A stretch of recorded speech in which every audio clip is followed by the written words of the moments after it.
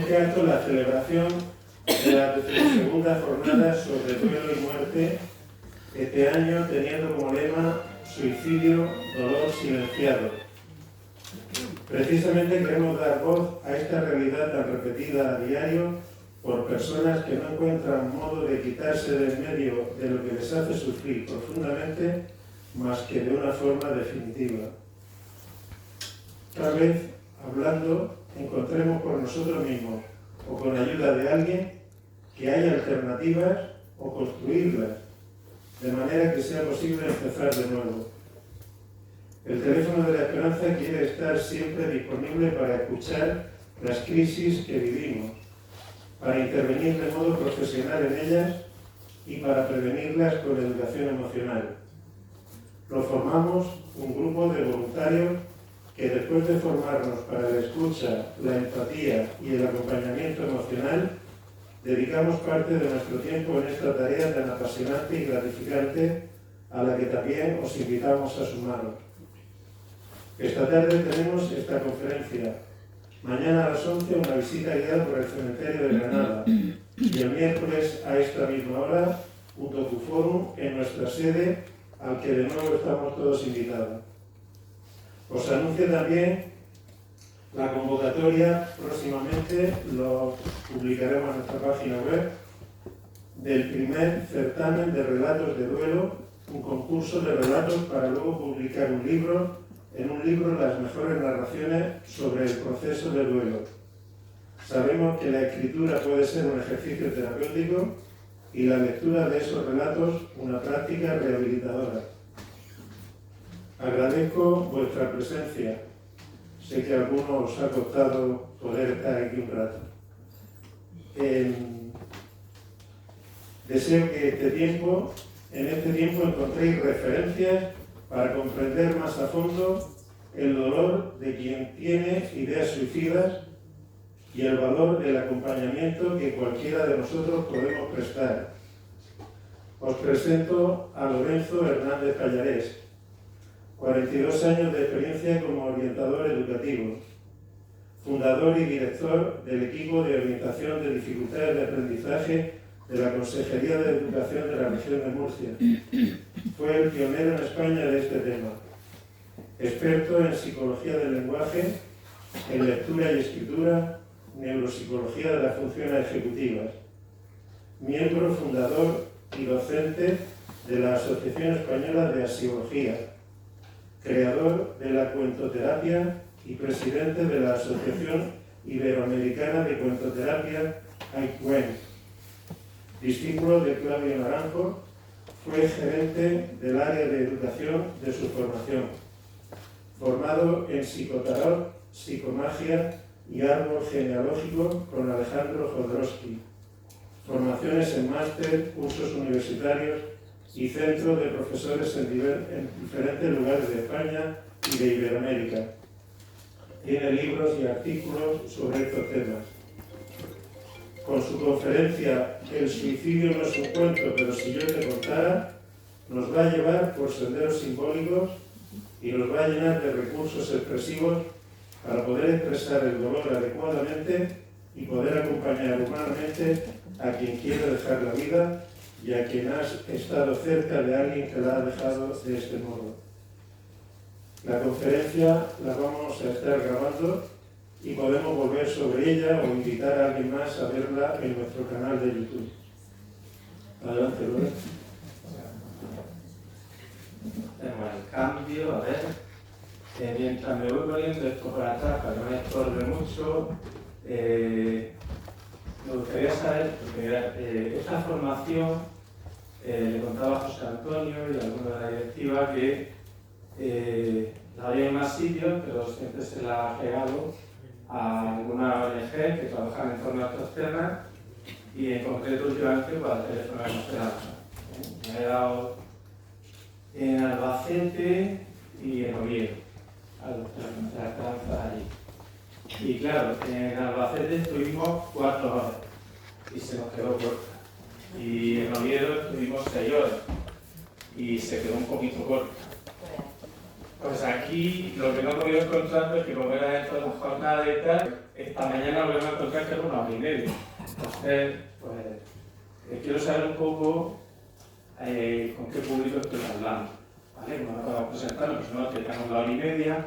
Si os voy a pedir que levantéis la mano quienes estéis haciendo voluntariado en el teléfono de la Esperanza, por ejemplo. ¿Sí? Va. Gracias. Gente que ha venido, pero porque trabaja, aunque sea a nivel privado, clínico, con temáticas que tienen que ver con este tema del duelo, del suicidio. ¿Hay alguien? No. Y bueno, gente que viene porque es un tema que le ha tocado personal o familiarmente a alguna persona. Perfecto. Vale, la idea es, ya lo ha dicho José Antonio, que yo acuñé la cuentoterapia, llevo 35 años trabajando con cuentos en salud mental. ¿Vale? Empecé a trabajar hace unos 35 o 27 años. Y lo que me gustaría es que vierais cómo podemos ir trabajando este tema con cuentos. A nivel de apoyo, a nivel de profilaxis y a nivel de intervención. Lo que no sé, claro, a mí me gusta, fijaros, aunque parezca un disparate, en Oviedo, claro, estuvimos prácticamente todo. Con los que tiempo era todos los cuentos, pero 1h30 más la teoría, o para el tiempo era 3 o 4. Así que os animo sí, a que luego le podáis echar un ojo o que como harán unas fotos de ellos, pues podáis profundizar porque sí los mencionaré, aunque no puedan leerlo. Aunque a mí lo que me gusta es leerlos, ¿por qué? Porque los cuentos tenéis que escucharlos. O sea, los cuentos son para ser contados, no son para ser leídos. Entonces, pues la oralidad, la escucha, ya veréis cómo es importante.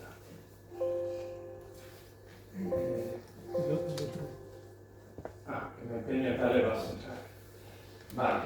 De alguna forma los cuentos ayudan a hacer esto que estáis viendo, música entre el cerebro y el corazón, y hay una parte que la cabeza entiende, pero hay otra parte que la emoción los va a ir moviendo. El nombre de la charla, pues fijaros, el suicidio no es un cuento, pero sí he de contar. Claro que no es un cuento. Fijaros si no es un cuento, que los últimos datos de suicidio no están actualizados en 2024, pero ya desde 2007 superaron las muertes por tráfico. Claro que uno de los problemas que más decimos es la gente que muere en accidentes de tráfico. Pues cada año en España muere más gente por suicidio que por accidentes de tráfico. Tenemos montones de campañas, ¿verdad?, de educación vial. ¿Conocéis alguna campaña de educación vial? No. ¿Vale? Eso ya no habla de cosas. Igual que tenemos toda una asociación, estupenda, soy afectado por ello y soy socio. Cáncer en España, y bueno, pues vamos a ver que el número de muertos por suicidio también, sobre todo en los niños y en los jóvenes, ya supera al de, no en las personas adultas, pero el niño y joven supera la cifra de los cánceres letales en la infancia y en la adolescencia. ¿Vale? Son datos. En 2021 se superaron en España los 4.000 suicidios, en concreto 4.277.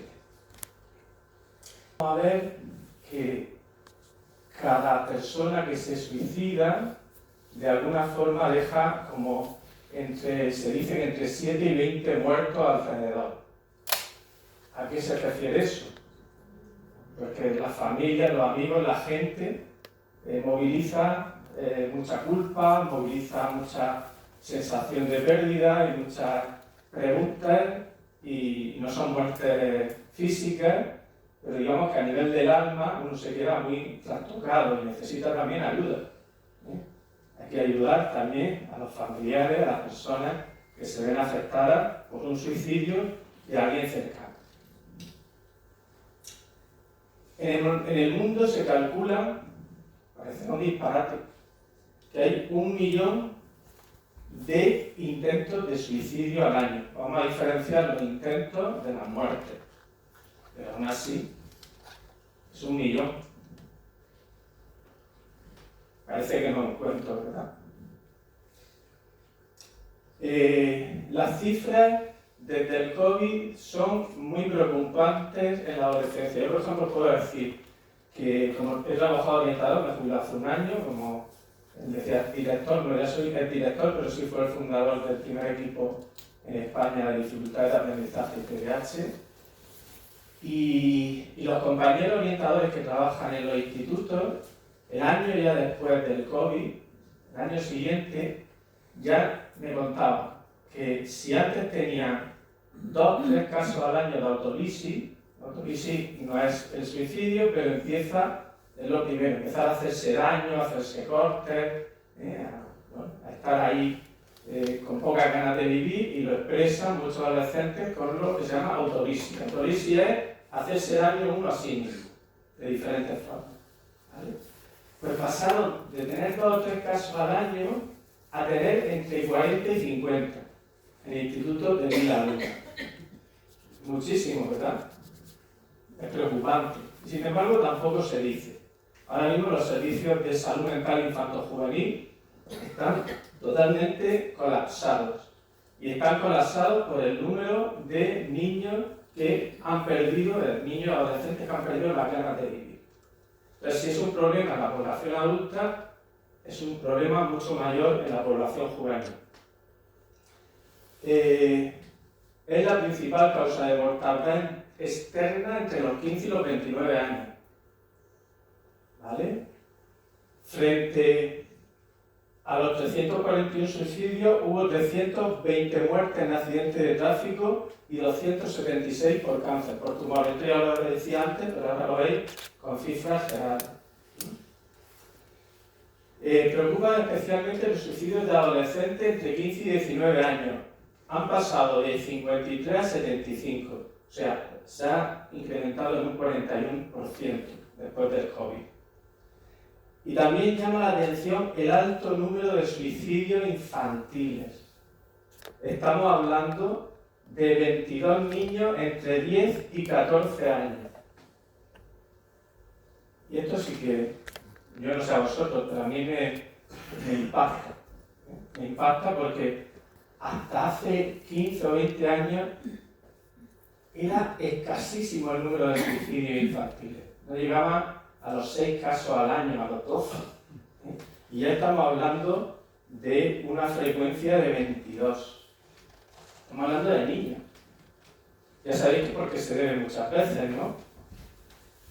Una cosa se llama el bullying, ¿verdad? Es el acoso escolar. Pero no solo escolar, el acoso en redes sociales. Uno de los problemas que tenemos es que los niños y niñas no tienen ahora como sistemas defensivos, no contra la pediatría y contra los adultos, que también, sino contra la mala fe de sus propios compañeros y compañeras. Os voy a leer un cuento, si alguien es muy sensible, no ha venido al sitio ideal, porque venimos a hablar de cosas reales. La gente, como yo leo los cuentos, se cree que aquí venimos de Happy Flower y que vamos a... No, hay cuentos que son para abrir conciencia, no para dormir conciencia. De hecho, todos los cuentos no están hechos para dormir a los niños, sino para despertarles. Para despertarles al mundo y a los adultos también. Aviso de todo esto y me pongo así emocionado, no sé si se me nota en la voz, porque se quieren contar cuentos que son duros. Pero es que si no hacemos un trabajo serio, y es que los profesionales de la salud y de la salud mental no podemos ir con pañitos calientes, ¿no? Es decir, estas cifras son espeluznantes, pero es que si no las decimos vamos a tener que la gente va a seguir sin hacer caso al problema del suicidio. ¿Vale? Y van a seguir mirando para otro lado, y ese es el problema. Que en el suicidio lo que más se puede hacer es en prevención, porque una vez que es un suicida que ha decidido matarse, ahí ya puede hacer muy poco, sobre todo cuando ya lo ha hecho, ¿me entendéis? Si se ha quedado en un intento, o si no ha muerto, pues se pueden hacer cosas, pero lo que más se puede hacer con el tema del suicidio a nivel preventivo. Este cuento yo lo contaría en todos los colegios, de hecho lo he contado. Nombres robados, de un señor que se llama Tasis. El problema que me pasa a mí es que cuando yo me pongo a hablar de un cuento, a los 2 años, a veces a los 2 meses, se ha agotado. ¿Vale? Este está agotado ya, pero bueno, por lo menos podéis encontrarlo en internet. Y a ver qué os parece. Voy a darle más vueltas. Nombres robados. Y será un niño con traje escolar, con uniforme de escuela, pero la cabeza veis que es una manzana, ¿verdad? Bien.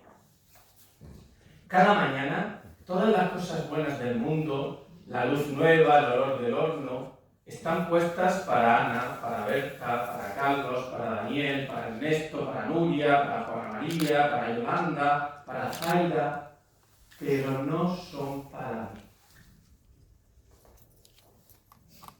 Porque yo no tengo nombre.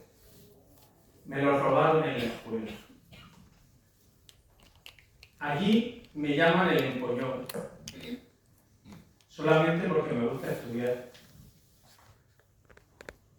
Allí me llaman el gallina, el cobarde, solamente porque no me gusta pegarle a los demás ni insultar a nadie. Una vez en el colegio tuve una amiga, pero los otros se dieron cuenta y me alejaron de ella. Mi colegio, mi prisión, cada curso, una condena.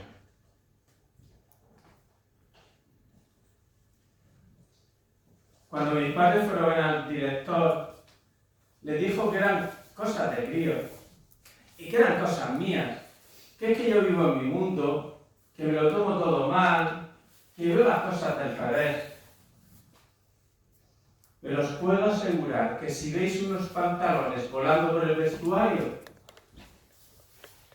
seguro que son los míos. Y cuando suena el último timbre, yo salgo deprisa y me escondo en el patio, hasta que todos se van del colegio, para que no se metan conmigo, para que no me den golpes, para que no me insulten, para que no se rían de mí. Y esta tarde, cuando he llegado a mi casa, me he visto en el espejo del ascensor y he decidido subir por las escaleras.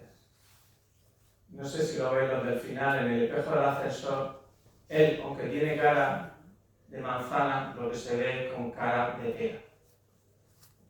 ¿Vale? Se ve aquí como una pera. Entonces, repito, esta tarde, cuando he llegado a casa y me he visto en el espejo del ascensor, he decidido subir por las escaleras. Y en el último piso me he asomado por la barandilla al hueco de la escalera. No he tenido vértigo.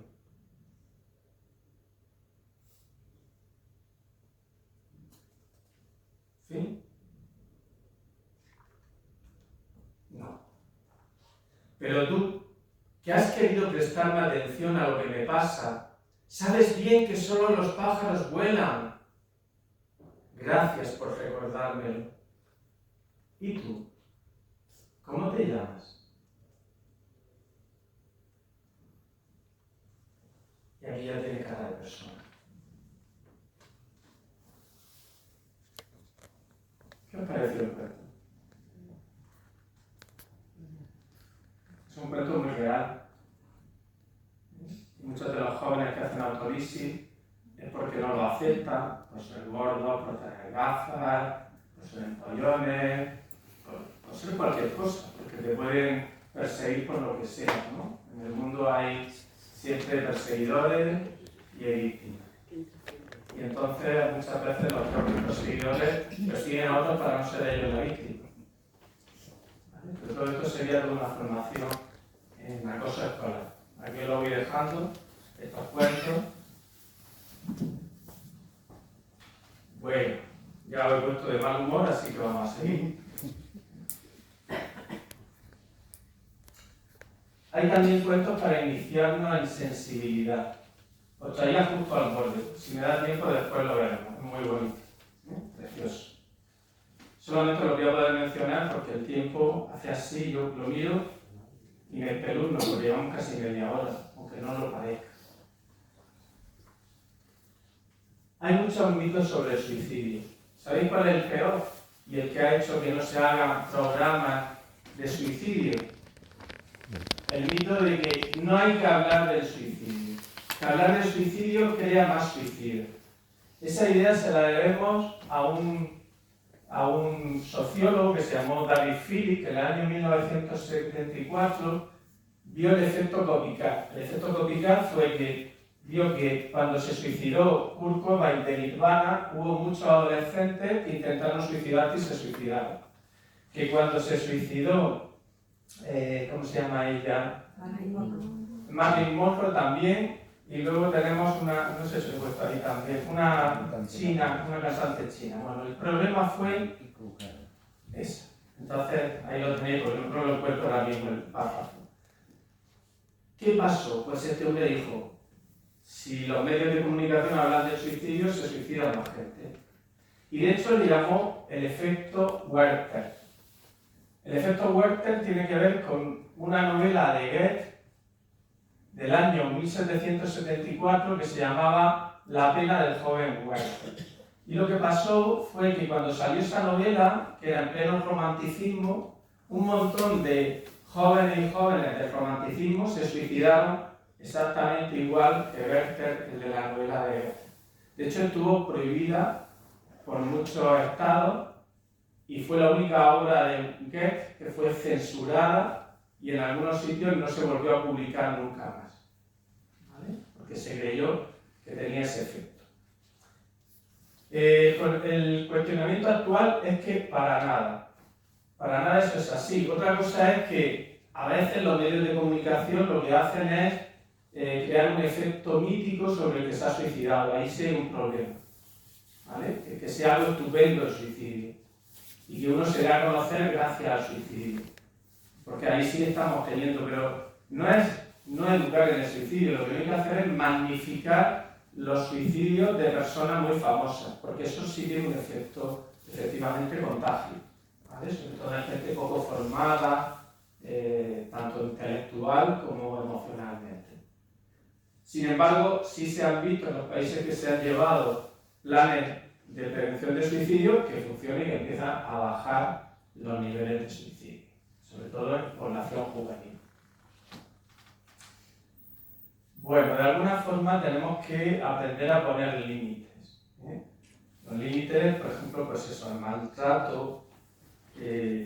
No sé si conocéis, por ejemplo, este cuento. Sé que han venido algunos alumnos míos de cuento de tal, y si lo conocen, pero es que es un cuento que merece siempre ser contado.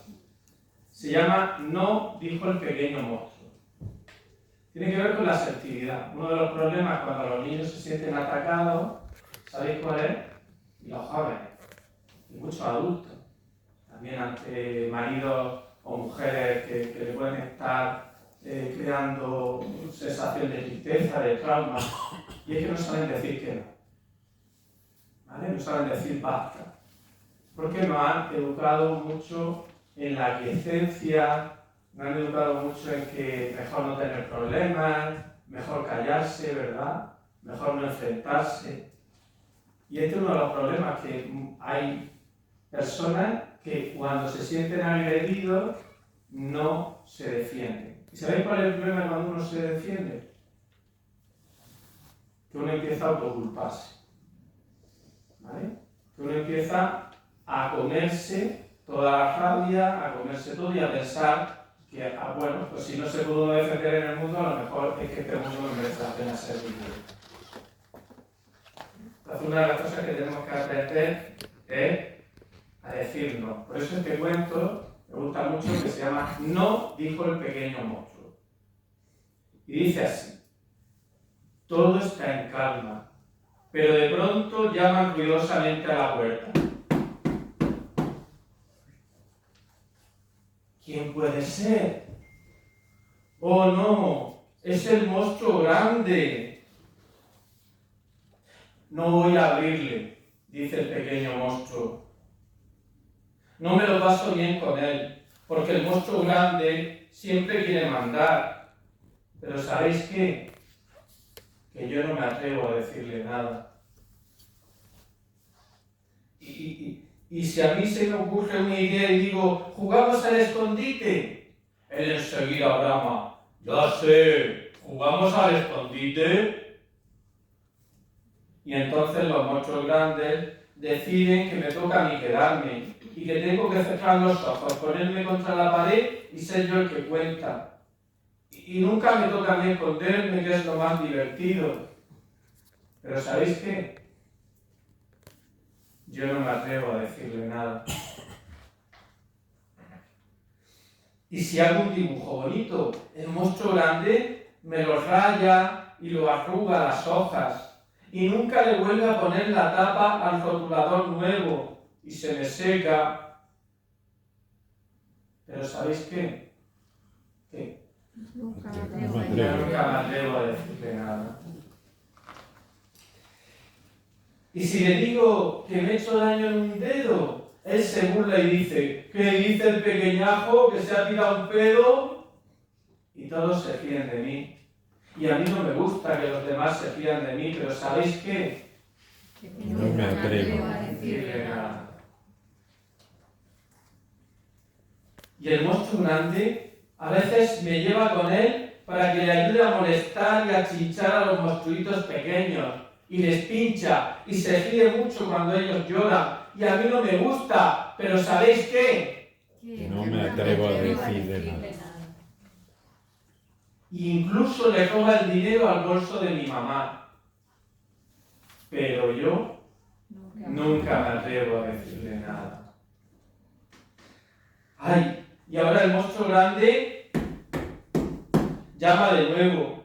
Entrará aunque yo no quiera. Lo pondrá todo patas arriba. Así que me armo de valor, porque yo tengo que atreverme a decirle ¡no! No me grites, pequeño monstruo, dice el monstruo grande. Yo solo iba a preguntarte si te querías venir conmigo a pescar hoy. No, porque eres un bestia y un mandón y ya no quiero jugar nunca más contigo. ¿Veis qué ha pasado? El monstruo grande se ha hecho más pequeñito y el monstruo pequeño se ha hecho más grande. Pero querido pequeño monstruo, intentaré portarme bien, pero por favor, no me grites como mis padres, dijo el monstruo grande. Y yo me lo pienso y le digo, sí, pero entonces tendrás que dejarme mandar a mí a veces y no volverás a robarme las ideas y no me obligarás a quedarme siempre cuando jugamos al escondite y no arrugarás mis dibujos ni romperás mis rotuladores y no mentirás diciendo a los demás que me tiro pedos para que se fían de mí y no tratarás mal a los monstruitos pequeños y sobre todo nunca más robarás del bolso de mi mamá. ¿Lo prometes? Lo prometo, pero por favor, deja de gritarme, contestó el monstruo grande. Y entonces yo le abrí la puerta al monstruo grande y entró y merendamos en mi casa, sin eructar, sin rugir, sin escupir la piel de manzana, ni dejar todo sucio en casa de mamá. Y luego nos fuimos a pescar. Y yo pesqué un pez pequeño y él pescó un pez grande. Pero esta vez no se hizo el chulo ni el importante. La verdad es que nunca nos los habíamos pasado tan bien juntos. Ahora eso sí, he aprendido una cosa hoy. Que si el monstruo grande vuelve a ponerse tonto, yo tengo que atreverme a decirle ¡no!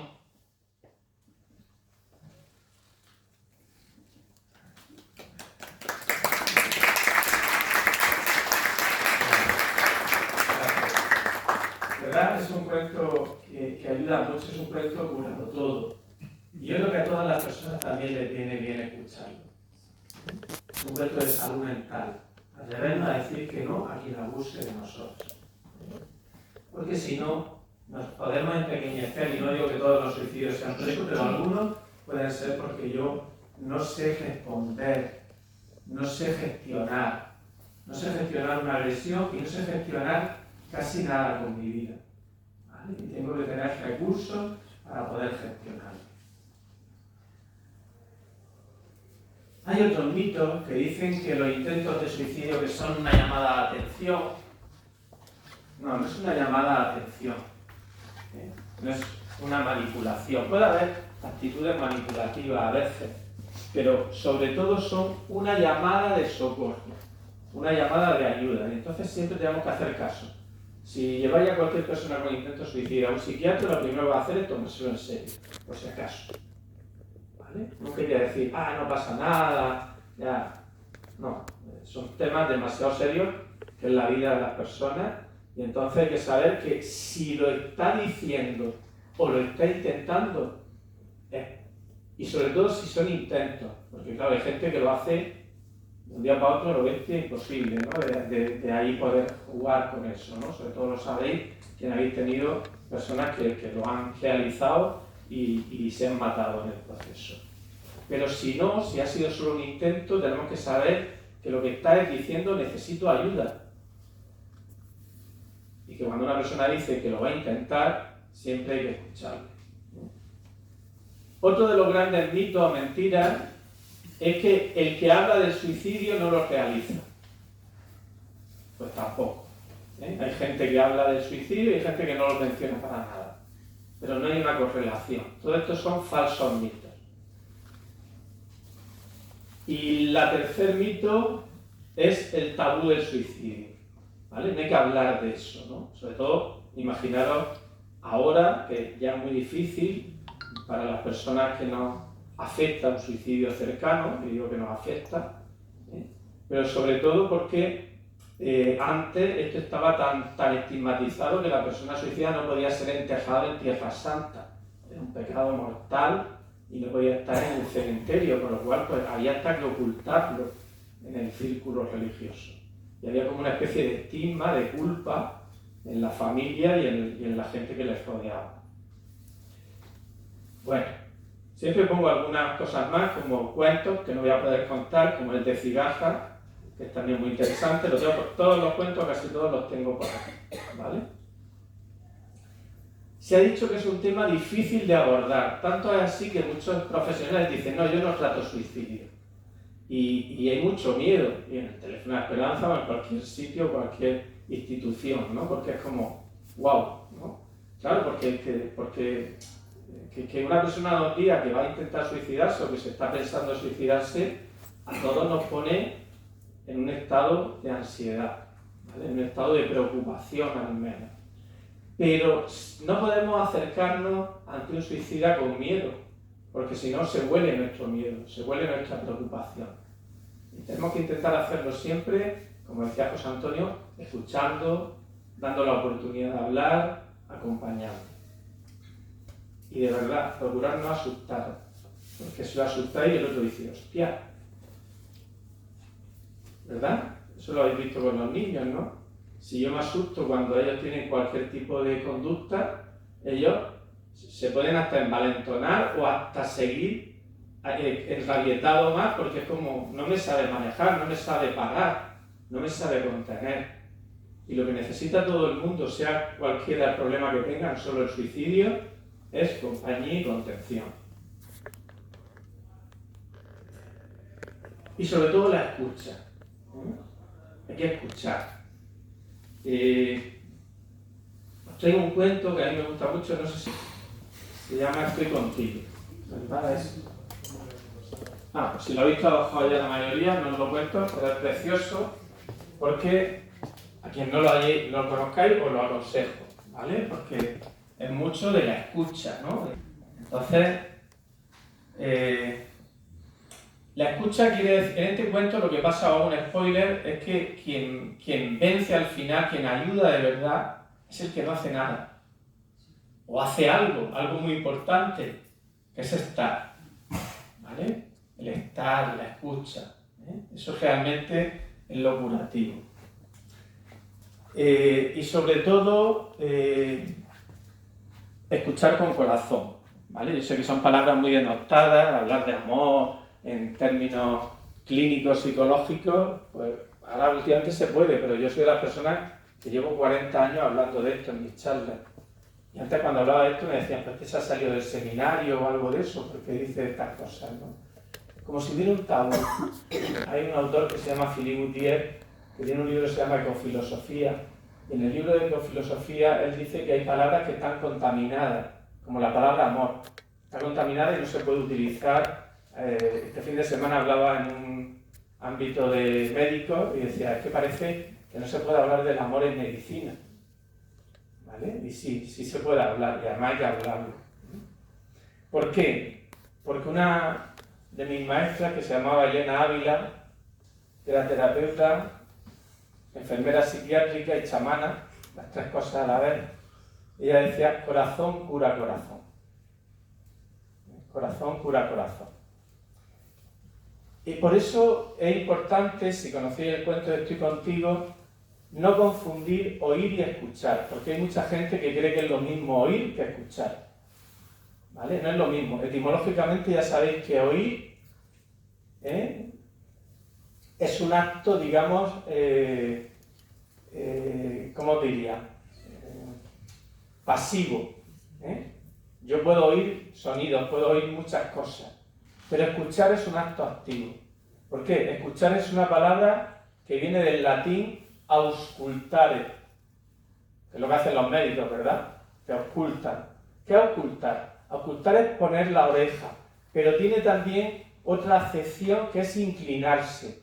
¿Por qué inclinarse? Porque si yo te ausculto, un médico no te puede ocultar aquí en tu oreja, ¿verdad? ¿Qué tiene que hacer? Acercarse y inclinarse. Entonces hay un acto como de reverencia a que yo es que debería escuchar tu corazón, que no es cualquier cosa. Además sabéis que cuando os ponéis a escuchar el corazón de otro, ¿qué pasa? Que al rato los dos corazones se acompasan, van cogiendo un ritmo parecido. Entonces, escuchar es una acción voluntaria y tiene que ver con inclinarse con la intención de percibir el corazón del otro. Oír lo puedo hacer de cualquier forma. Escuchar lo tengo que hacer con una intención. Entonces es importante escuchar. Me voy para atrás. Porque el corazón, ya sabéis que es un órgano que los antiguos griegos lo estudiaron y le pusieron nombre, tiene 4 cavidades, ¿verdad? ¿Sabéis cómo se llaman las 2 cavidades de arriba del corazón? Aurículas. ¿Y aurículas de dónde vienen? ¿Os lo habéis preguntado alguna vez? Orejitas. O sea, el corazón tiene 2 orejitas, 2 aurículas. ¿Por qué? Porque tiene que escuchar lo que la cabeza dice. La propia con mi oreja derecha y lo que dicen los demás con mi oreja izquierda. ¿Vale? Entonces tengo 2 orejitas en mi corazón, que son las cavidades por las cuales hago una introspección, me escucho a mí mismo y me escucho a los demás. ¿Cómo eran los griegos, verdad? Que le ponían estos nombres. Y luego, ¿cómo se llaman los 2 huecos de abajo? Ventrículo. ¿Y de dónde viene ventrículo? Del vientre. Entonces también tengo que escuchar, saber lo que está pasando en mi intestino cuando te estoy oyendo y en lo del otro. Tengo que percibir lo que está ocurriendo. Porque el corazón es el lugar donde la sangre va por esas 4 cavidades, porque el corazón en realidad, el mundo emocional, necesita la información que le da la mente y necesita la información que le da lo instintivo, lo visceral, lo que percibimos. Vale, entonces no es cualquier escucha la que tenemos que hacer cuando estamos con alguien que tiene problemas de salud mental o intentos de suicidio. Tenemos que hacer una escucha tricerebral con nuestros 3 centros, con nuestra mente, con nuestro corazón y con nuestras vísceras. A mí me encanta la palabra entrañable, ¿verdad? ¿Qué quiere decir entrañable? Que lo siento con tus entrañas. Entonces, hay que también sentir con las entrañas, hay que percibir con las entrañas. Aquí es que os lo he pasado para que no fijarais antes de eso.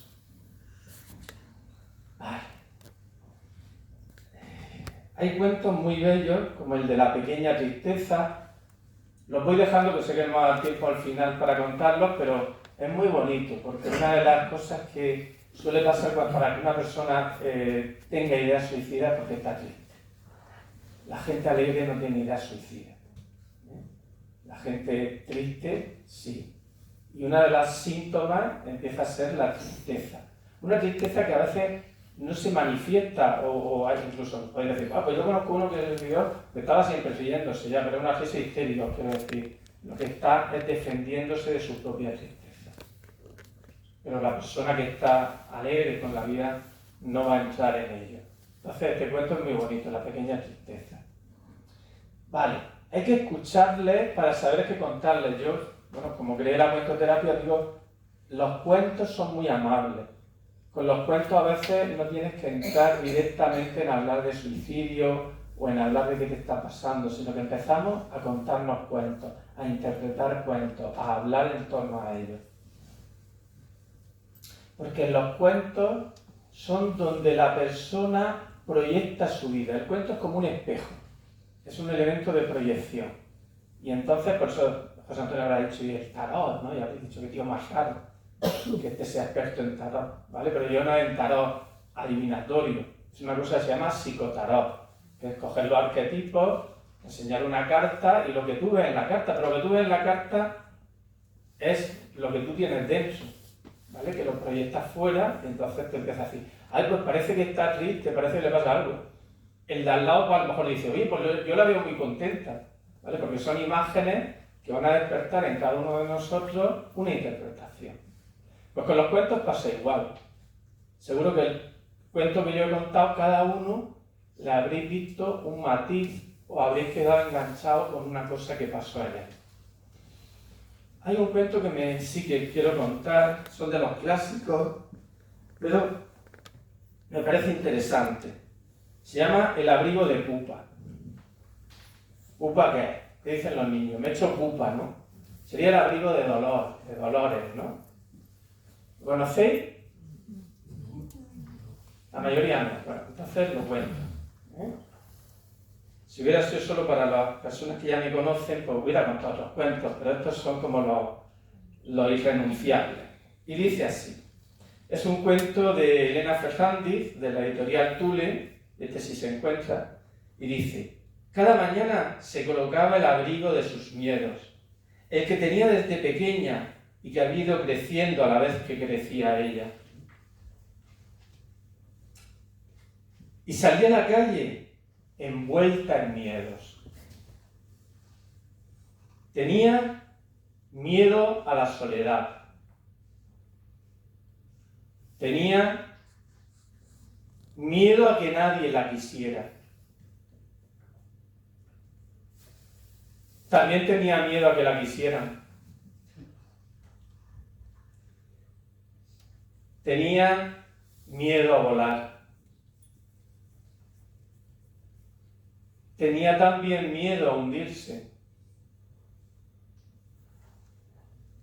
Tenía miedo a sentirse perdida. Tenía miedo a que todo cambiara y a cualquier cambio en su vida. Y también, qué locura, tenía miedo a que todo siguiera igual siempre. Tenía mucho miedo al futuro. Pero, ¿verdad? También tenía mucho miedo al pasado. Tenía miedo a ser lenta, a quedarse estancada, a no avanzar. Pero también tenía miedo cuando daba un paso. Tenía miedo a los demás y por eso se encerraba en su torre y en su silencio. A veces a quien más miedo le tenía no era a los demás, sino a sí misma.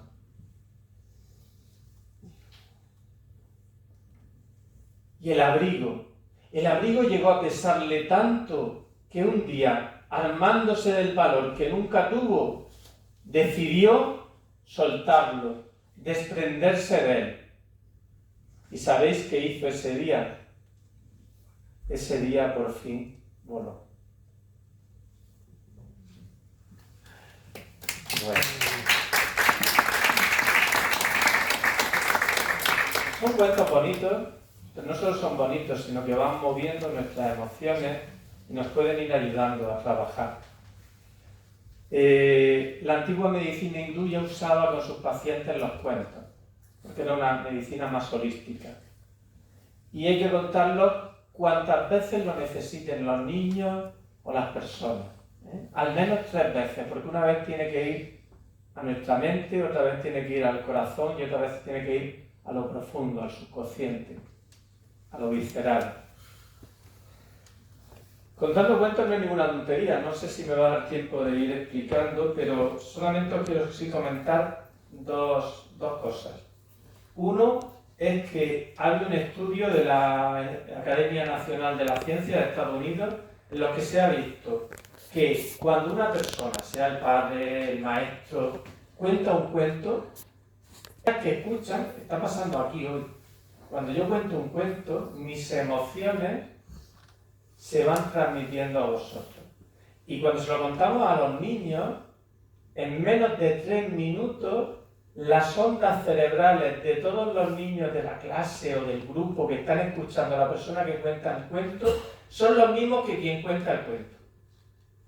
¿Vale? Es lo que se llama el despertar de las neuronas espejo. No sé si ha oído hablar de ello. También ha dicho José Antonio que soy un experto nacional en neurodidáctica y en psicología de las funciones ejecutivas. Y entonces pues estudia todas estas cosas, como las neuronas espejo. Y se han hecho muchos estudios, porque son estudios curiosísimos, ¿verdad? Y se ha visto que el cuento tiene la capacidad, que no es solo lo que se cuenta, sino desde dónde se cuenta. Desde la presencia del contador o contadora. Hay un estudio que ha hecho, se llama el estudio IDOR, de la Universidad Federal de Brasil, y lo que hicieron fue ir a las unidades de cuidados intensivos de todos los hospitales materno-infantiles de Brasil, ¿vale? Y lo que hicieron fue contar cuentos a los niños. Y se dio una cosa que se llamó el transporte narrativo. Ahora os voy a explicar un poco en qué consiste. Lo que se hizo fue, con 81 niños, a 41 de ellos se le contaban cuentos.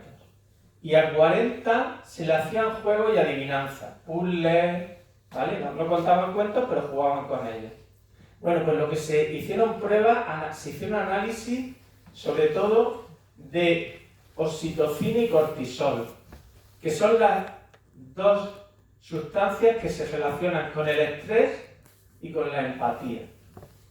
Y lo que pasó fue que cuando luego se volvieron, después de contarle cuentos cualquiera, como estos que yo he contado, se le volvía a hacer el análisis de cortisol y oxitocina, ¿sabéis qué pasaba? Pues que habían hecho un efecto, como si le hubieran dado una medicina, como si le hubieran dado un ansiógeno y como si le hubieran dado una dosis de empatía, de alegría y de amor. Y con los 40 niños que se le habían hecho juego de adivinanza, también habían mejorado, pero la mitad de lo que habían mejorado con lo que se habían contado cuentos. O sea que el efecto no era por tener a alguien con ellos y haciéndole algo agradable, sino porque se transmitía algo que no se podía transmitir racionalmente. No solo se hicieron las pruebas de cortisol y oxitocina, sino que se les pusieron 7 tarjetas con ilustraciones. Una enfermera, un médico, un hospital. Esta fue, digamos, más subjetiva, más psicológica. Entonces, cuando a los niños que se le habían contado cuentos se le ponía la de la enfermera, perdón, la del hospital, los niños que se le habían hecho juegos nada más decían: este es el lugar al que va la gente cuando está enferma, cuando veían la imagen del hospital. Y a los niños que se le habían contado cuentos y se le ponía la imagen del hospital, decía: este es el lugar al que va la gente para mejorarse. ¿Habéis visto la diferencia? Y cuando se le enseñaba a la enfermera, a los 40 niños que se le había jugado con ellos, decían: es la niña mala que viene a pincharme con la inyección. Y a los que se habían contado cuentos que no eran de enfermeras ni de nada por el estilo, eran cuentos como los que estamos contando aquí, decían: es la niña que viene a curarme. Es impresionante, ¿verdad? Cómo la actitud cambia con cuentos. Por eso os aconsejo que sigáis contando cuentos. Os hablaría de una de las grandes neurodidactas que hay en España, que es Nazaret Castellano. Si no la conocéis, por favor, mirad sus vídeos en YouTube, es impresionante. Y ella habla de los susurros del cuerpo. Ella lo que descubrió es que no es que cuando estemos emocionados ponemos caras, que sí, sabéis que hay mucha educación emocional que es: pongo cara de llanto, tengo de tristeza, de alegría. Y ella lo que descubrió es que si ponemos cara de alegría, al cabo de unos minutos estamos alegres. Y que si ponemos cara de tristeza, al cabo de unos minutos nos sentimos tristes.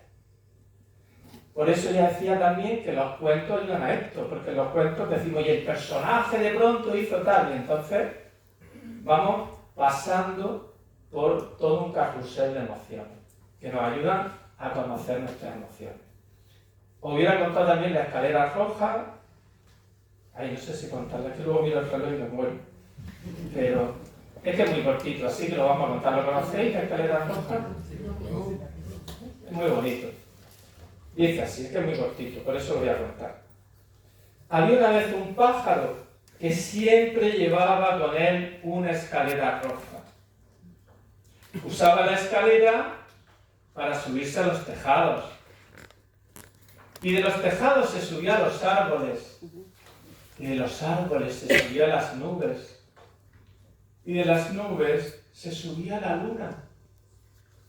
Y él usaba la escalera para bajar de la luna a las nubes.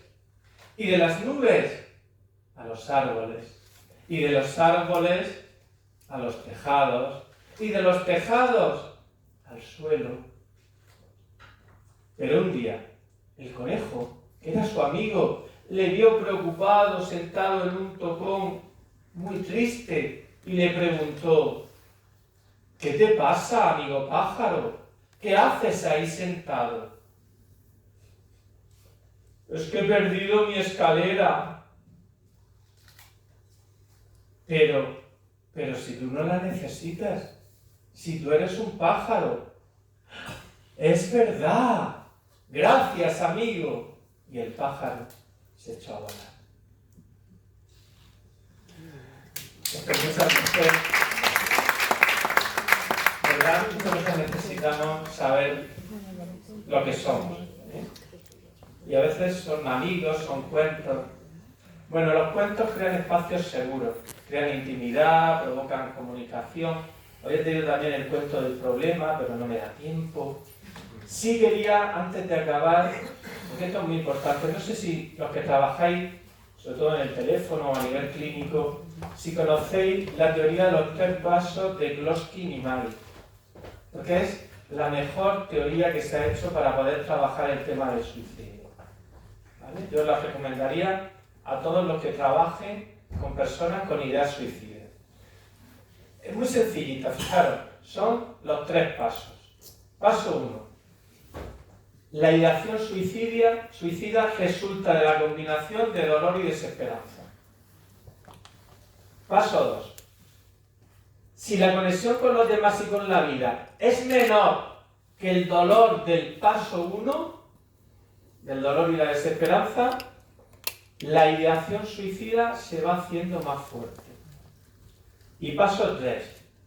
Para llegar a la acción, a intentar suicidarse, tiene que tener la capacidad para poder intentar el suicidio. O sea, tiene que haber la oportunidad. Si no tengo el arma, si no tengo el lugar, si no tengo... Si no puedo moverme, ¿me entendéis? Si no tengo ciertas capacidades motóricas o de acceso, ¿no? Por ejemplo, ya sabéis que en España, entre adultos, quien más hace suicidio, ¿sabéis quiénes son? Las fuerzas de seguridad del Estado, los militares, los policías, los que tienen armas, los que tienen la pistola, los que tienen acceso, ¿vale? Entonces no es ninguna tontería. Igual que en Estados Unidos hay muchísimas más muertes violentas porque pueden tener armas, esto es así. Otra cosa es que se lo crean o no, pero tienen miles de muertos al cabo del año. Ellos sí que tienen más muertos por violencia que por otras cosas. Vale, entonces esto es importante. La teoría propone que hay que combinar estos tres factores. Y entonces lo que dice es que hay que hacer tres preguntas. Cuando uno está, suponemos que yo estoy cogiendo el teléfono, ¿no? Vosotros que trabajáis en el teléfono y, uy, pero ¿cómo hago esto, no? Pues tengo que tener claras tres preguntas para ver lo grave que es y si tengo que derivar rápidamente o no. ¿Vale? Os estoy dando como unos tips muy sencillos, pero que os pueden funcionar muy bien. ¿Vale? La primera pregunta que tenemos que hacer: ¿estás con dolores y sin esperanza? Sin esperanza quiere decir que no encuentras salida. ¿Vale? No tienes salida. Y además te sientes mal, muy mal. Dolor es dolor físico, o dolor psicológico, o dolor emocional. Si la respuesta del sujeto es no, ahí ya no va a haber ideas de suicidio. ¿Vale? Ahora, si la respuesta es sí, es que hay lo que llamamos ideas suicidas. Entonces, a esa persona que me ha dicho que sí, nos tenemos que ir a la pregunta número 2. Hay que explicárselo, quiero decir, porque si no, ¿es tu dolor más grande que tu conexión? ¿Que tu conexión con qué? Con la vida. ¿Vale? O sea, esa desesperanza, esa tristeza, ¿hay cosas que a ti te gusten más que eso? Bueno, pues hay gente que dice, no, pero es que por mi hija, es que yo tal. Bueno, pues tienes que saber si hay cosas que te enganchen. No es que a mí el deporte, que a mí tal. ¿Qué cosas son las que a mí me enganchan a la vida? ¿Vale? Si la respuesta a la pregunta es negativa, o sea, su dolor no es más grande que ciertas cosas que le gustan de la vida, pues la ideación suicida existe, pero es moderada, ¿vale? Y todavía tenemos tiempo y cosas para trabajar con esa persona. Pero, si la afirmación es que sí, que no hay nada que le merezca más la pena que su dolor, o que su desesperanza, o que su tristeza, tenemos que entrar en la tercera pregunta. Y es, ¿puedes suicidarte? O sea, si lo decides, tú tienes medios, has pensado ya cómo, tienes los recursos, ¿vale? Porque ahí ya, si es que no, nos encontramos con una persona que tiene ideas suicidas, pero, bueno, todavía podemos manejarnos con esa persona. Pero si la respuesta es positiva, entonces es capaz de intentarlo y entonces estamos ante realmente un problema grave y tenemos que tomar medidas. Tomar medidas como convencer a esa persona para que se ponga en apoyo psiquiátrico y psicológico inmediatamente. ¿Vale? Si lo conseguimos. Esto no quiere decir que nos vayan a hacer caso. ¿Vale? Pero para nosotros sí tenemos como ¿no? Aquí tenéis el esquema de que está sufriendo, lo que está pasando. Yo os digo que le he pasado a José Antonio el material y lo tenéis para todos vosotros, o si cualquiera de los asistentes pues se lo pedís a la gente del teléfono. Yo siempre mis materiales son públicos, quiero decir. Podéis usarlos y podéis tenerlos. Bien, entonces tenemos siempre que ayudarnos de esa teoría de los tres pasos. Decía Buda que el dolor es inevitable, pero el sufrimiento es opcional. ¿Vale? Entonces, de alguna forma, tenemos que hacer que la gente pueda pasar del sufrimiento al dolor. Porque el sufrimiento es cuando están intentando evitar el dolor. Y como decía un maestro Zen Takata cuando murió su hijo, ¿sabéis lo que dijo? Duele. ¿Vale? Pero el dolor siempre es una herida, está ahí, pero no te neurotiza, te permite seguir viviendo. O sea, todos vamos a tener que hacer un duelo, y más si muere una persona en nuestro entorno, y más si es por cuestiones de suicidio, porque suelen ser muertes violentas y sorpresivas. Pero lo que tenemos que saber es que tenemos que pasar eso a que nos duela y no evitar el dolor. Mucha gente dice, ay, pues déjalo, ay, pues... ¿no? Todos los duelos, como decía también José Antonio, pues tienen, eso sí que los conocéis todos, las fases del duelo, que empezó Elizabeth Kubler-Ross, que luego han seguido muchos psicólogos y que se han ampliado, pero tenemos que pasarla. Y las personas que intentan que no le duelan, lo que pasa es que sufren, y el sufrimiento no tiene fin. El dolor tiene fin, se atenúa. Quiero decir, cuando alguien se nos ha muerto, eso no se va a pasar nunca, ¿me entendéis? Pero se va a atenuar y lo vamos a ir pudiendo poner en un lugar muy diferente. Sin embargo, con el sufrimiento lo único que estamos haciendo es matarnos a nosotros mismos, ¿vale? Y caer en la escala que creó una bola que se llamó sufrimiento. Digamos que heredamos el sufrimiento del muerto. Tenemos que intentar respetar al muerto, tener amor, pero no sufrimiento. Porque el sufrimiento es lo más destructivo que existe, lo decía Buda, que parece que no era un tipo muy tonto.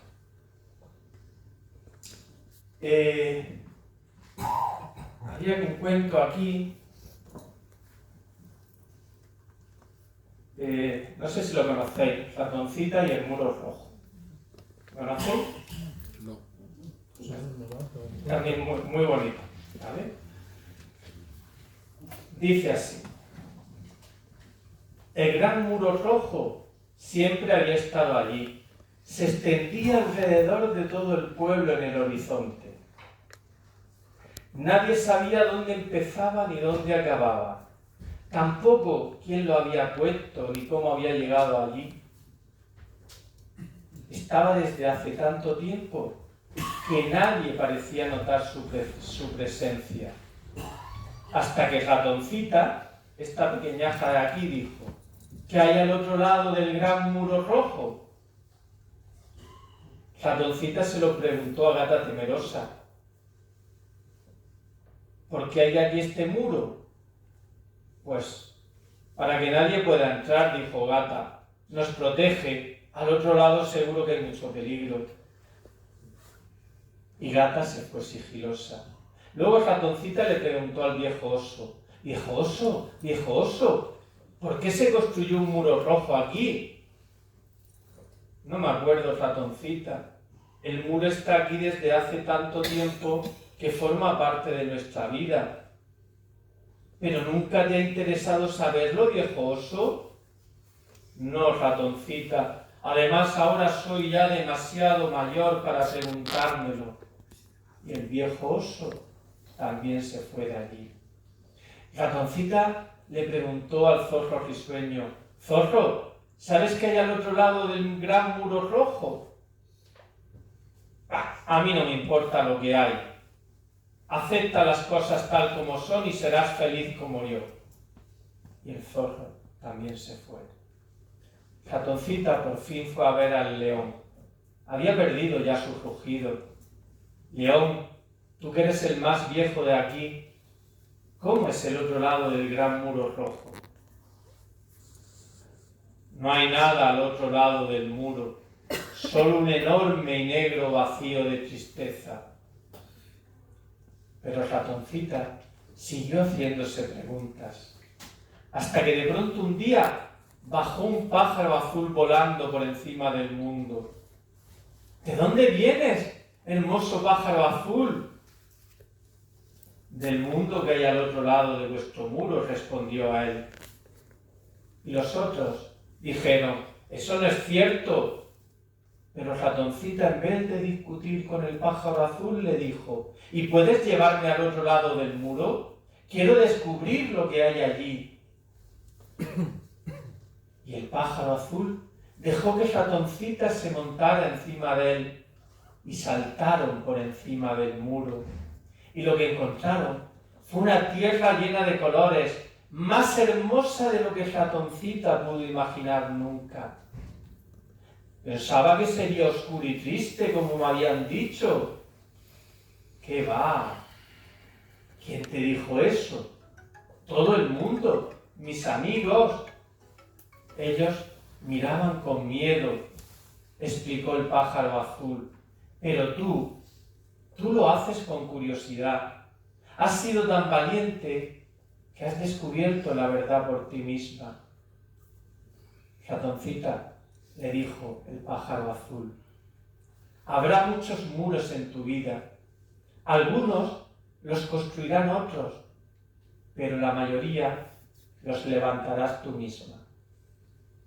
Pero si abres tu mente y tu corazón, todos esos muros desaparecerán uno a uno y descubrirás cosas maravillosas, cosas que nunca ni siquiera soñaste que existen.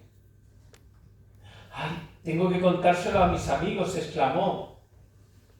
El pájaro azul le advirtió, quizá ellos no están preparados. Bueno, pero quiero intentarlo, dijo Ratoncita, y cuando regresaron, algo extraño sucedió. ¿Dónde está el muro rojo que hay alrededor de la ciudad? ¿Qué muro?, dijo el pájaro. Ese muro solo lo veis vosotros. En realidad, nunca existió ningún muro alrededor de vuestra ciudad. Y entonces, Ratoncita regresó con todos sus amigos y le contó lo que había visto. Todos escucharon en silencio y después, uno tras otro, atravesaron el muro. Tan solo León se quedó atrás de ellos. He puesto una alarma para que no se me vaya el tiempo. Y poco a poco fueron saliendo del espacio de la ciudad hacia aquel bosque multicolor. Y hubo un día en que incluso el viejo león les acompañó, a Ratoncita y a sus amigos, al otro lado del muro. Porque ese muro, como le dijo el pájaro azul, lo construimos nosotros.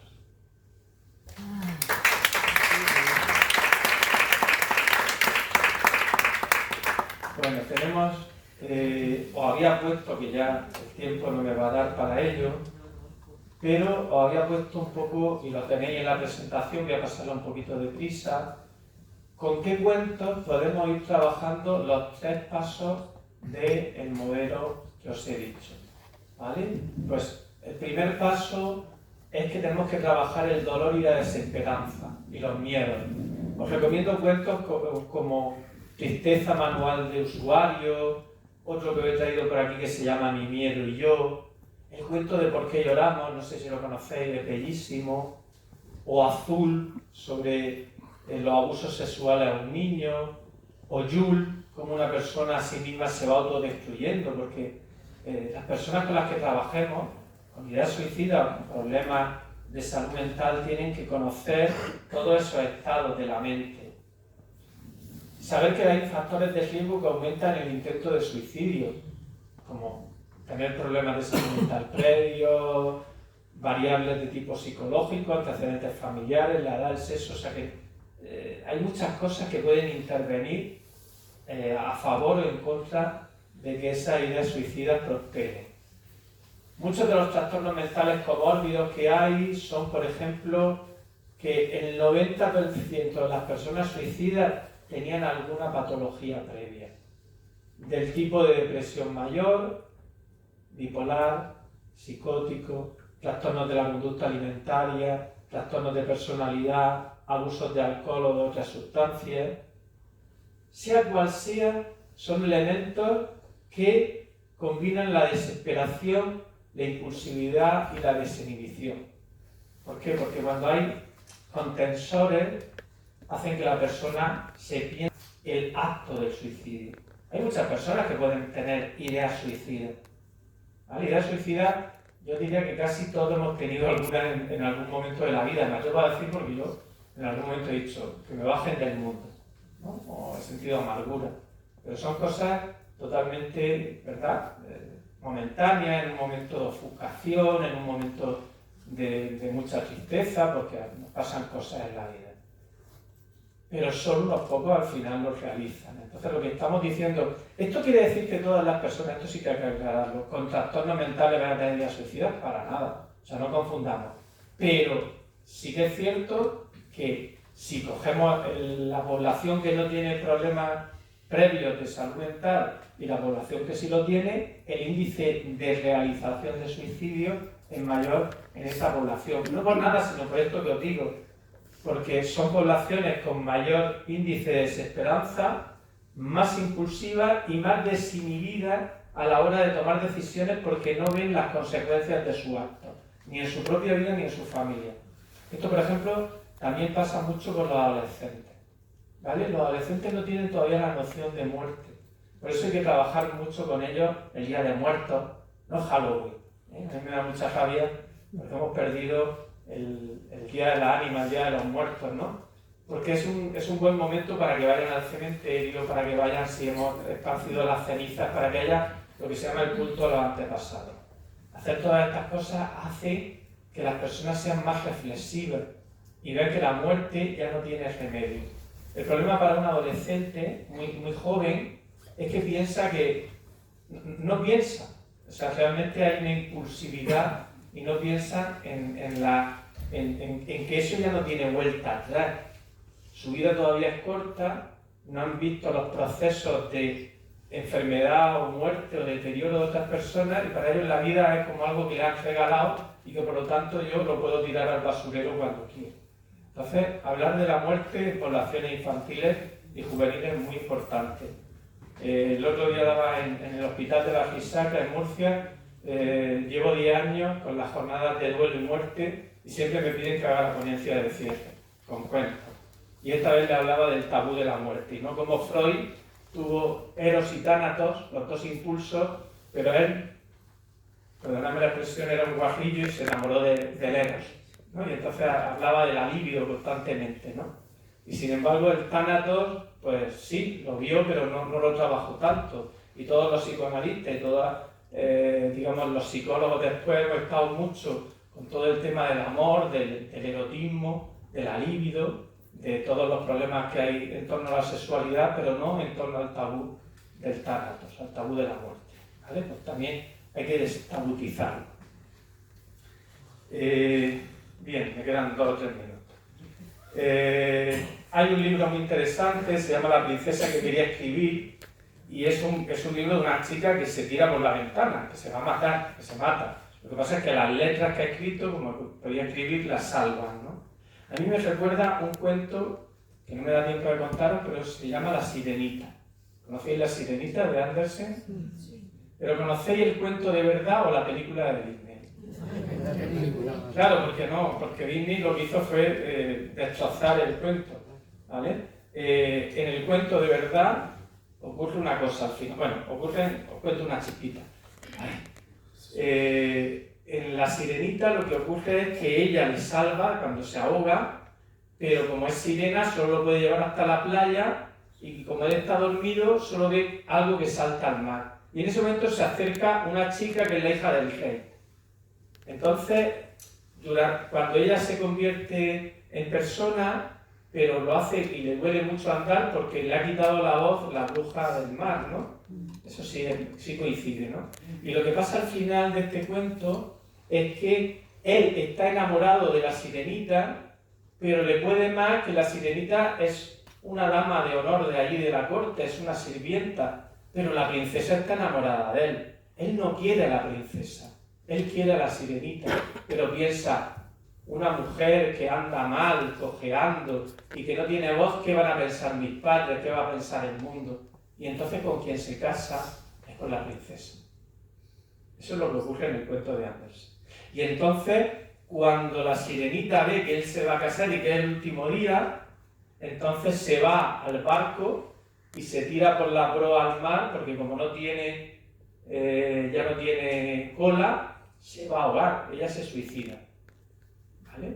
Y en ese momento en que está cayendo, son las ondinas, que son las hadas de la espuma del mar, las que salen, la cogen en un movimiento compasivo, se la llevan a la isla de las hadas, donde está la reina de las hadas, y la reina de las hadas, que es muy sabia, le dice, hija mía, por un hombre.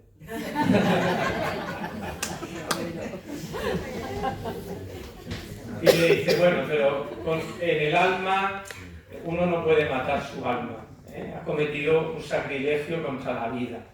Pero bueno, pero todo tiene solución. Y entonces le dice que durante 100 años tendrá que ir con la otra hada a ponerse delante de los bebés y a entretenerlos mientras están en la cuna aburridos. Por eso dicen que los bebés cuando están en la cuna, lo habéis visto, que están así. Porque ellos están viendo a la sirenita y a la hada que están haciéndole cosas para entretenerlos, ¿no? Me parece que es un final mucho más bonito y es un final de sororidad, porque son las mujeres las que se apoyan en contra de un amor romántico absurdo en el que ella cae y en el que cae el propio principio. Bueno, hay que informar del suicidio y una última cosa. Frente al efecto Weiner, lo que se habla ahora en el mundo, no yo solo, sino en el mundo de la psicopatología del suicidio, no sé si lo habéis oído, es el efecto papágeno. ¿Vale? El efecto papágeno tiene que ver también con una obra increíble que es La flauta mágica de Mozart. Y ahí Papágeno, no sé si os acordáis de él, que es como un hombre pájaro, pues hay un momento que unos niños le dicen, pues mátate, suicídate, y él está convencido. Pero en ese momento viene la pájara, que es Papágena, y Papágena le dice, ¿pero qué va a hacer? Y entonces le muestra su amor. Y entonces, gracias a ese amor, él descubre que no quería morir, que hay algo mucho más importante que la tristeza, aunque le hayan pasado cosas muy malas. Vale, pues eso es la exposición al modelo que se llama. Y ayuda mucho el que tengamos buenos modelos de gente con que ha pensado en matarse, por eso hay que decirlo a veces, hay que decir, pues mira, yo sí en algún momento, porque claro, si a un joven le dice, es que eso no se puede pensar, eso nunca nadie lo ha pensado. Vamos a ser honestos, pensar, el pensamiento lo acepta todo, aunque sea un segundo. Si alguno no lo habéis pensado nunca, oye, pero estáis en santidad y os alabo. Pero tenemos que ser un poco honestos con los jóvenes y decirles, se puede pensar, se puede barajar, pero mira, yo lo solucioné porque encontré el amor, porque encontré una vocación, porque encontré... Y entonces le vamos contando y hacemos el efecto Papágeno. Y es que ellos se van contagiando de lo que Papágena, con la flauta mágica, le va contando a Papágena. Bueno, eso pasa también en Verónica decide morir, una novela muy interesante de Paulo Coelho, en el que se da este efecto también. Y me hubiera gustado hablaros de otros cuentos, de Sé tú mismo, del segundo paso, que es la conexión con la vida, el efecto con la vida. Hay que acompañar, hay que consolar. Acompañar es una palabra que viene de acompagnar, que es tomar el pan juntos. Entonces hay que comer con ellos, hay que hacer fiestas, hay que enseñarles el sabor de la vida. Desde la gula hasta cualquier cosa, desde el navegar, desde el hablar, desde el charlar. Acompañar, no sé si lo sabéis, que es comer pan. ¿De cuándo tú y yo comemos pan en la misma mesa? Hay que consolar, ¿vale? Consolar también es unión de solaris, consolar, calmar, apaciguar, aliviar, porque cuando la gente está muy me mato, respira, lo entretenemos, nos vamos para otro sitio, tenemos que pensar siempre en alternativas que son como antídotos contra todo eso, ¿no? Para no sentirse solo. Es unirse en aliviar. Consolar significa unirse en aliviar. Y hay cuentos como Soledades, os he puesto aquí toda una serie de cómo acompañar en el caso de duelo. Vale. No temer, afrontar, aceptar, todos estos son cuentos y cuentos que os traía. Y sobre todo también hablaros, los que sois familia, lo que se llama los sobrevivientes. Porque hay que salir de la muerte que supone el suicidio en un familiar o en un amigo cercano o en la pareja. ¿Vale? Y hay que aprender a sobrevivir. Y entonces los derechos del superviviente, sobre todo, tengo derecho a estar libre de culpa. Ese sería los 10 mandamientos que se fijan. Porque si no, arrastrar la culpa es lo peor de los venenos que existen para el corazón humano. Aquí los tenéis, luego los podéis leer sobre la culpa. Y en el tercer paso, estrategias como la escucha activa. Perdón, porque no puedo cambiar el teléfono. Este es el de Oviedo, que fue la última, aunque este sí es el general, creo. Pero bueno, cogéis el teléfono de la esperanza y ya sabéis que es uno de los lugares en los que se escucha y en los que tenéis, como ha dicho José Antonio, una escucha activa, ¿no? Y ya está, hoy he hablado más de la escucha activa, la escucha gestáltica, escucharse a uno mismo, los principios de la escucha activa. Había ido haciendo resúmenes, el viaje a la alegría, que para mí es cuidar al cuidador, tenemos también que cuidar a los que están cuidando, porque cuando una persona tiene intentos de suicidio, sabéis que no la podemos dejar sola, tenemos que estar con ella y eso agota mucho también. Hay que hacer como círculos de ayuda, porque es muy cansado. Hay una serie de cosas que nos van a hablar de todas estas cosas, alteraciones del sueño, consumo de sustancias, tenemos que revisar los mensajes de las redes sociales, la incapacidad para experimentar placer. Todo esto son, si lo veis, las señales de alerta en que si vemos a una persona que le pase alguna de estas cosas, tenemos que buscar ayuda, porque quiere decir que probablemente está con ideaciones suicidas o las va a tener, si todavía no le ha llegado, pronto le van a llegar, ¿vale? Promover las prácticas de autocuidado, tiempo libre, círculos de confianza, hábitos saludables. Y William Shakespeare decía, es mejor ser rey de tu silencio que esclavo de tus palabras. Entonces llegó el momento final. Me hubiera gustado contaros más cuentos, pero estoy viendo que por ahí atrás hay gente que nos va a empujar, así que muchas gracias, espero haberos sentido la vida grande.